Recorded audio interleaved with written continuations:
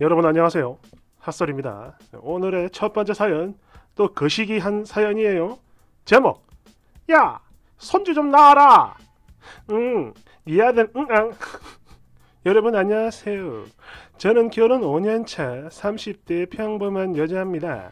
저희 시어머니 얘기 좀 하려고 그래요. 맨날 저만 보면 손주 낳아라 손주 낳아라 애 좀 낳아라 이렇게 노래를 부르던 양반이 당신 아들에게 문제가 있다는 걸 알고 난 후부터엔 갑자기 태세를 전환, 완전 관대한 척을 하시는데 사실 이 자체도 어이가 없지만 주변에다 자꾸만 이상한 헛소리를 하는 통에 너무너무 짜증이 나서 조언 좀 구하려고 해요.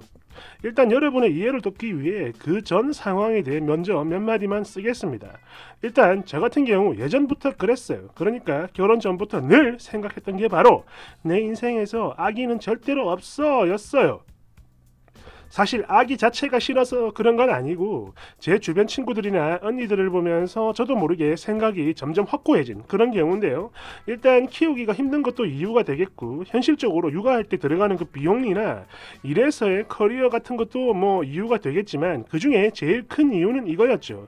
아이를 키우는 사람들을 보면 그래요. 자기 인생이 진짜 1도 없어 보인다는 겁니다. 생활의 모든 것들이 아기에게 맞춰져야 하는 거, 내가 아니라 엄마로만 살아야 하는 거, 뭐 더러 남편이 이래저래 잘 도와주는 경우엔 그나마 좀 나아 보이긴 했는데 결국엔 뭐 한계 같은 게 보이더란 말이죠. 아무튼 이런 여러 가지 이유로 인해 저는 일찌감치 딩크를 선언하고 살았습니다. 그런데 저희 남편은 아기를 낳고 싶어 했어요. 사실 이것 때문에 서로가 좀 휘청이긴 했는데 연애할 때 지금은 이게 문제가 아니니까 그냥 패스할게요. 아무튼 딩크를 합의하고 결혼을 하게 됐는데요. 이 남자랑 쭉 한 1년 정도를 살다 보니 저도 모르게 조금씩 마음이 변하더란 말이죠. 연애 시절에도 그랬지만 결혼 후에도 늘 한결같고 저와 가정이 최우선인 남자, 말로만 하는 게 아니라 행동으로 보여주는 남자, 무엇보다 약속은 반드시 지키는 남자, 상남자. 그리고 이런 상황에서 이 남자가 가끔이지만 아이에 대한 얘기를 꺼냈는데 일단 뭐 불쾌하거나 나쁘게 느껴지지는 않았어요. 누구보다 이 사람의 성향을 제가 잘 아니까 그래서 그런지 그 말 한마디 한마디에 믿음이 생기고 또 대화를 하면 할수록 뭔가 좀 잘 맞고 그래서 이 남자라면 내가 아기를 낳아도 괜찮겠구나 라는 생각이 들었는데 그러다 나온 결론이 바로 이거죠. 좋다! 낳아보자! 하지만 지금 당장은 아니고 일단 신혼 좀 즐기고 한 2년만 더 있다가 낳자라고 말이죠. 이렇듯 저희 두 사람에겐 진짜 아무 문제 없었어요. 남편이 뭐 처음과는 달리 아이를 가지고 싶다라는 말을 하긴 했지만 그렇다고 뭐 저한테 강요를 했던 것도 아니고 거기다 말이 아닌 행동으로 믿음을 준 거니 말이죠. 문제 없는 거야. 그런데 자꾸만 시엄마가 설레발을 치는 거예요. 특히 결혼 1년이 지나는 시점부터 자꾸만 진짜 틈만 나면 그래서 너희들은 아직도 소식이 없냐? 너희 시아버지 손주 기다리다 목 빠지겠다 등등 막 사람을 달달 볶아대니 스트레스가 이만저만이 아니었죠.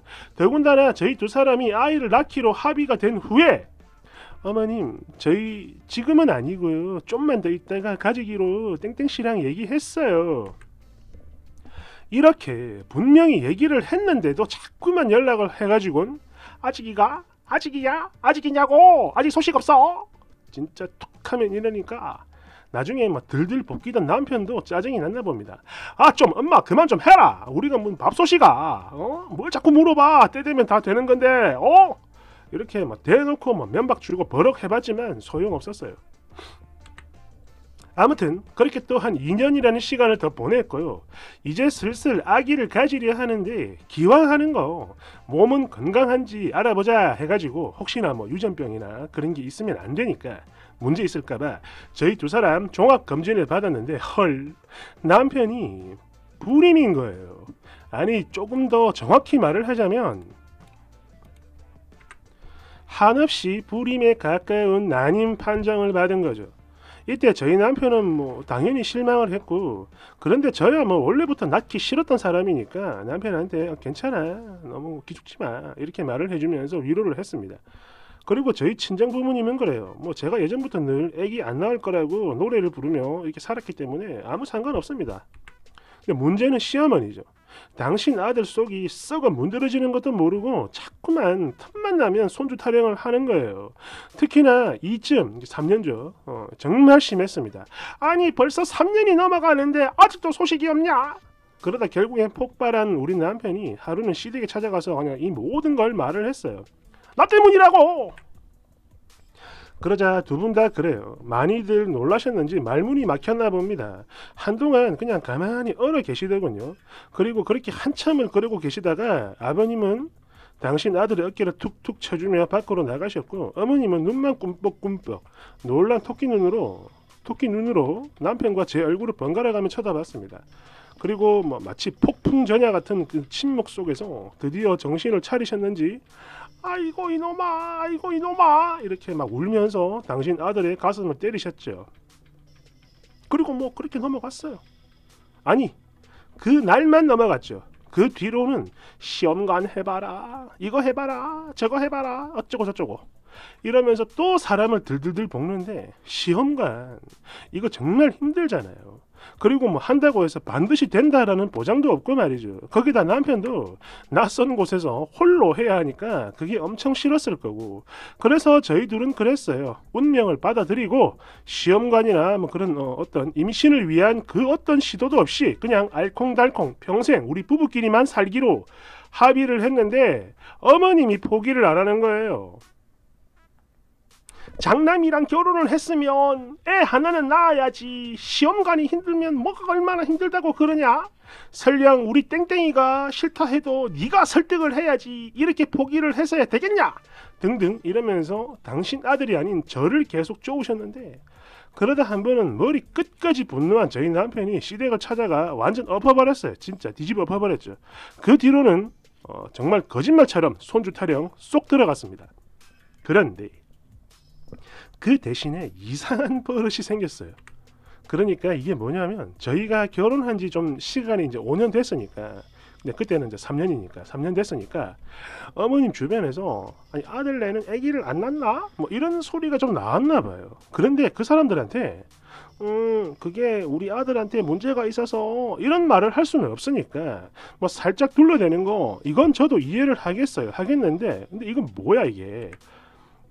나는 손주가 좋지만 우리 며느리가 아기를 싫어해. 그런데 나는 쿨한 시모라 절대 터치 안 한다. 이런 느낌이랄까요?